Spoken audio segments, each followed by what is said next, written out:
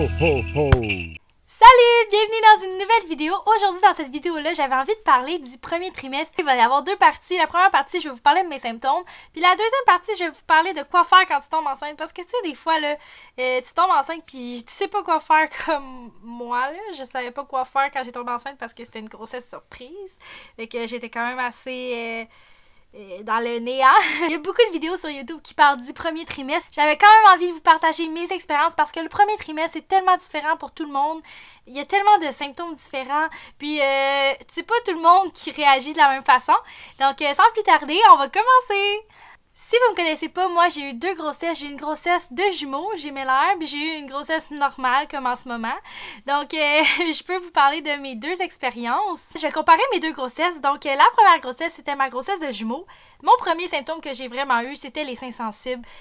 C'était vraiment intense, pas comme un mal de sein de règle normal. C'était comme vraiment empiré. Fait que moi, c'était vraiment mon premier symptôme. Aussi, le deuxième symptôme qui s'est envenu, c'était les maux de cœur.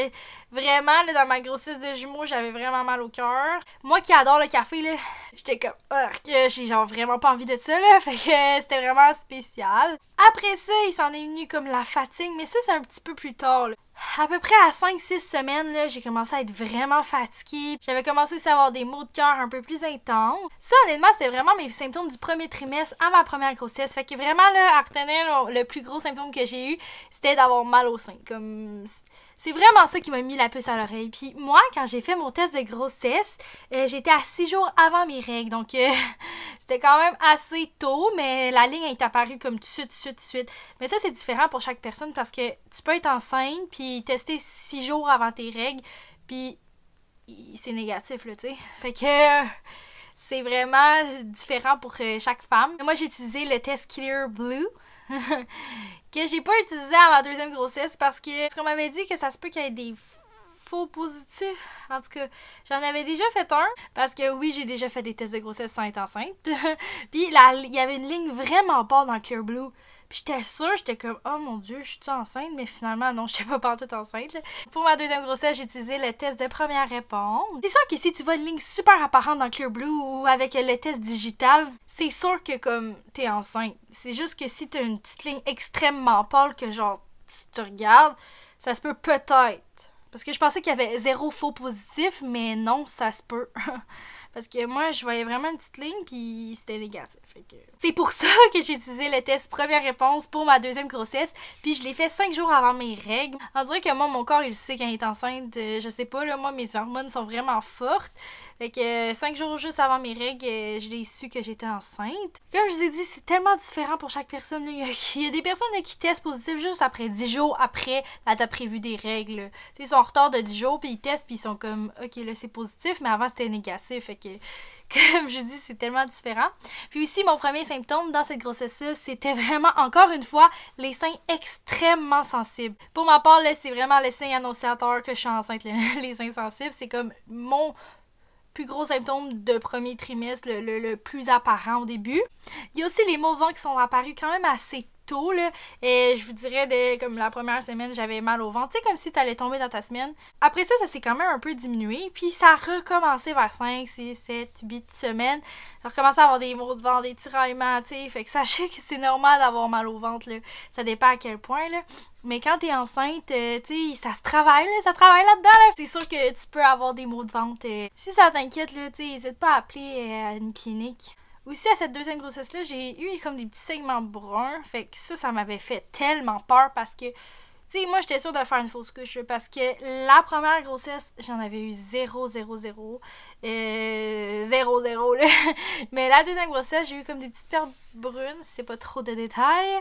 Puis aussi, juste un petit peu de sang, fait que ça m'avait tellement fait peur, j'avais appelé à la clinique pis tout, fait qu'ils m'avaient envoyé à passer comme des prises de sang, faites une échographie. Donc si ça vous inquiète ou quoi que ce soit, ben appelez à une clinique de maternité, là, et ils vont faire passer des tests, là. Mais tu sais, ça veut pas dire que t'as des segments que tu fais une fausse couche.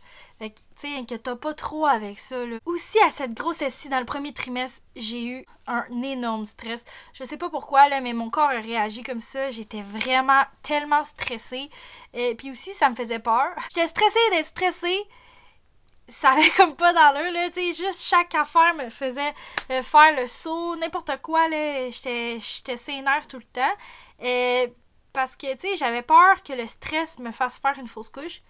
Fait que j'étais vraiment encore stressée. Ce que j'avais pas dans ma première grossesse. Fait qu'on dirait que je sais pas pourquoi, là, mon corps réagit de cette façon-là. Inquiétez-vous pas trop si vous subissez un stress dans le premier trimestre. En plus, tout le monde te dit, genre, sois pas stressé, là, c'est pire pour le bébé. Ben oui, mais qu'est-ce que tu veux faire? Genre, je suis stressée, c'est pas de ma faute, là. J'essaye bien d'être pas stressée, mais Colin, ça le fait tout seul. Fait que, tu sais, t'as le droit d'être stressé. C'en est venu vraiment la fatigue, mais c'était un petit peu moins pire que ma première grossesse. Ma première grossesse de jumeaux, j'étais vraiment fatiguée. Mais là, c'était un petit peu moins pire. Le seul comme symptôme, là, honnêtement, là, de la fatigue, c'est que tu bailles tout le temps. Je sais pas pour vous, ou je sais pas si vous allez le faire, mais hey, je baillais tout le temps. Je sais pas pourquoi, je baillais. C'était un de mes symptômes. Aussi, j'ai commencé à avoir des maux de cœur un peu. Mais c'était vraiment comme minime. J'étais vraiment chanceuse là-dessus, je le sais très bien. Mais c'est ça, c'était quand même minime. Contrairement aux jumeaux que j'avais vraiment des maux de cœur puis des aversions alimentaires, je pouvais pas comme manger des œufs, oubliez ça, dans ma première grossesse, c'était impossible. Puis non plus, le café, ça me tombait sur le cœur. Puis là, cette grossesse-ci, le café, genre... Si vous avez vu dans un de mes vlogs, là, genre, je tripe sur le café. Fait que, tu sais, les grossesses, c'est tellement différent. Fait qu'imaginez d'une femme à l'autre, là, c'est fou. Bon, maintenant, on tombe dans la deuxième partie. Vous avez fait la test de grossesse parce que vous avez des petits symptômes. Puis là, vous êtes enceinte, c'est comme... Genre, on dirait qu'on peut pas y croire, là. Comme, on a toutes fait des tests de grossesse. On savait qu'on était pas enceinte, puis genre 1 heure après on tombait dans notre semaine, là. On s'entend, on va se le dire, là. Fait que c'est sûr que quand tu vois la ligne apparaître, surtout si elle est foncée, t'es comme oh my god, je peux pas y croire, genre je suis enceinte, c'est-tu vrai, c'est-tu réel? C'est vraiment plein de questionnements et tout. Fait que quand on tombe enceinte, moi je savais vraiment pas quoi faire, là. Pour calculer combien de temps t'es enceinte pour les semaines d'aménorrhée. Les semaines d'aménorrhée, ça veut dire les semaines sans règles.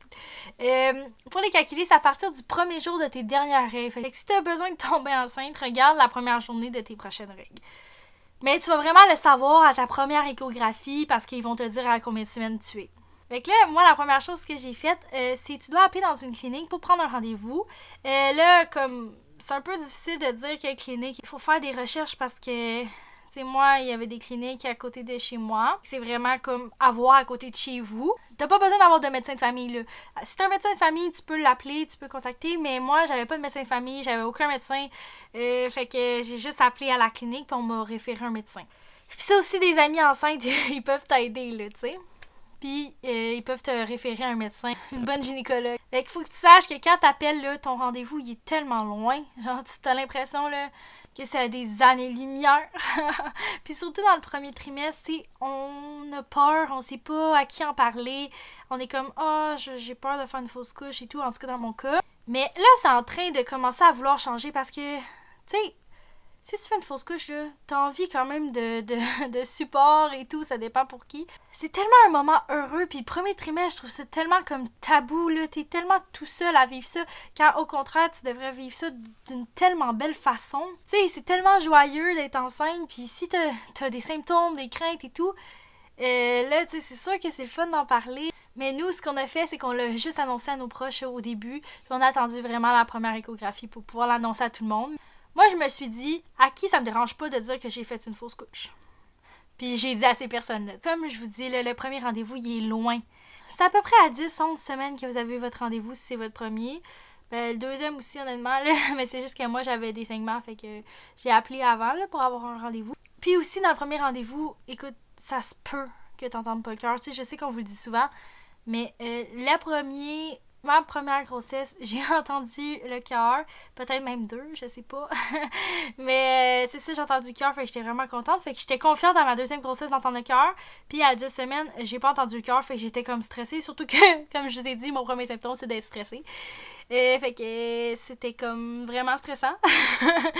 Mais sinon, finalement, tout était beau à l'échographie, là. Fait que, tu sais, si vous entendez pas le cœur, inquiétez-vous pas trop, là. Ça se peut, là. Tu sais, elle m'a dit, mon médecin, que c'était une grossesse sur 2 qui l'entendait pas.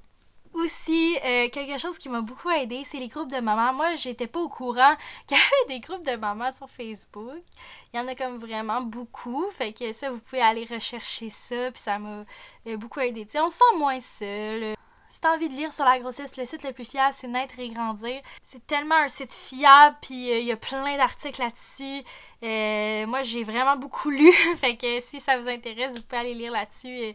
C'est vraiment un bon site, là. Même les médecins ils réfèrent. Donc c'est ce qui complète ma vidéo sur le premier trimestre. J'espère vraiment que vous avez aimé ça. Puis n'hésitez pas si vous avez des questions à me demander en commentaire, ça va me faire vraiment plaisir d'y répondre. N'oubliez pas de vous abonner si ce n'est pas encore fait pour pas manquer ma vidéo de demain. C'est sur le deuxième trimestre. Merci beaucoup d'avoir écouté la vidéo. Bye! Ho, ho, ho.